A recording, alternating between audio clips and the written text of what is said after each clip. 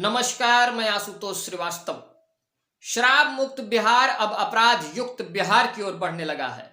सुशासन बाबू का संकल्प, जिसके लिए पुलिस को पाया बनाया गया है, जिसके तहत 100% शराबबंदी सुनिश्चित करने का प्रयास किया जा रहा है, वह संकल्प कितना ठोस है यह सरकार बखूबी जानती है। शराबबंदी के नतीजे क्या हैं, निसंदेह यह कहा जा सकता है कि उसे भी संकल्पवान सरकार समझ ही रही है। परंतु सब कुछ समझने वाली सरकार पता नहीं यह समझ पा रही है या नहीं कि जिस पाए पर शराबबंदी का संकल्प अड़ा है, उस पाए पर पहले से अपराध नियंत्रण अर्थात अपराध मुक्त बिहार का संकल्प टिका है। लेकिन जब आप लोगों ने काम करने का मौका दिया तो हम लोगों ने कानून का राज कायम किया, जंगल राज से मुक्ति दिलाई, कानून का राज कायम किया।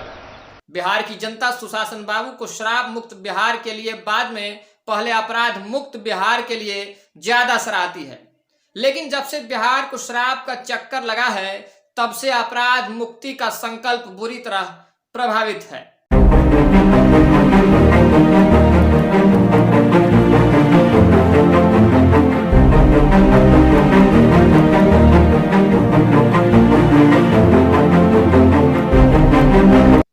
इसकी वजह लोगों के अनुसार पुलिस पर शराब को लेकर बनाई गई विशेष दबिश है। मालूम हो कि पहले सरकार पुलिस को अपराध नियंत्रण का पाठ पढ़ाती थी। ऐसे निर्देश जारी होते थे कि जिस थाना क्षेत्र अंतर्गत अपराध बढ़ोतरी के संकेत मिले, उस थाने के थानाध्यक्ष और जिम्मेदार पदाधिकारियों पर कड़ी कार्रवाई की जाएगी। इस प्रकार पुलिस एड़ी चोटी की जान लगा दिया जलाकर अपराधियों को खोजती थी, क्योंकि इन्हें मालूम था कि अपराध नियंत्रण नहीं होने की स्थिति में नौकरी जाएगी। लेकिन अब इसके साथ साथ पुलिस को शराब सूंघने की बड़ी जिम्मेदारी भी सौंप दी गई है।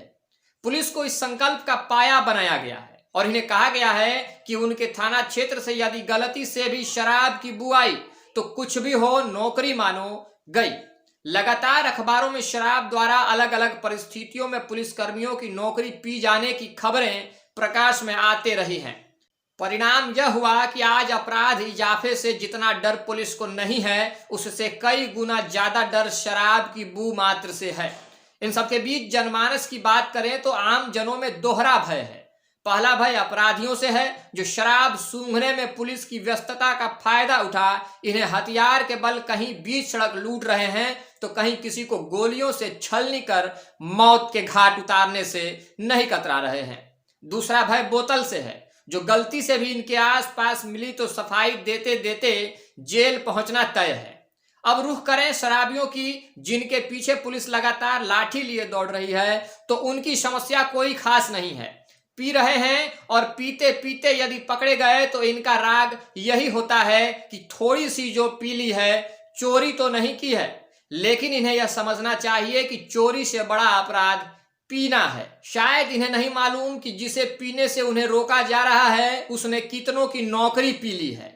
आपको बता दें कि जिस प्रकार अपराधियों का मनोबल बढ़ा हुआ है, जिस तरह लगातार संगीन वारदातों ने लोगों की बेचैनी बढ़ाई हुई है और शराब के पीछे पुलिस व्यस्त है, वैसे लग ऐसा रहा है कि धीरे धीरे सरकार को भी जालिम शराब पी मत जाए। ये पूरे बिहार में नहीं मिल रहा, तो बिहार विधानसभा में बिना बॉर्डर क्रॉस किए हुए तो आ ही नहीं सकता।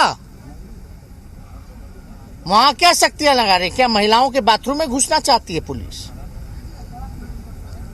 ये केवल नौटंकी। अब आप लोगों को कोई ऑथेंटिक जवाब सरकार से नहीं मिलेगा। सरकार से मिलेगा ये विपक्ष की साजिश है। शराब माफियाओं के साथ मुख्यमंत्री का तस्वीर भी हम लोगों ने देखा। इनके कई नेता एमएलए जो है नशे में नजर आते हैं, किसी पे कोई कार्रवाई नहीं।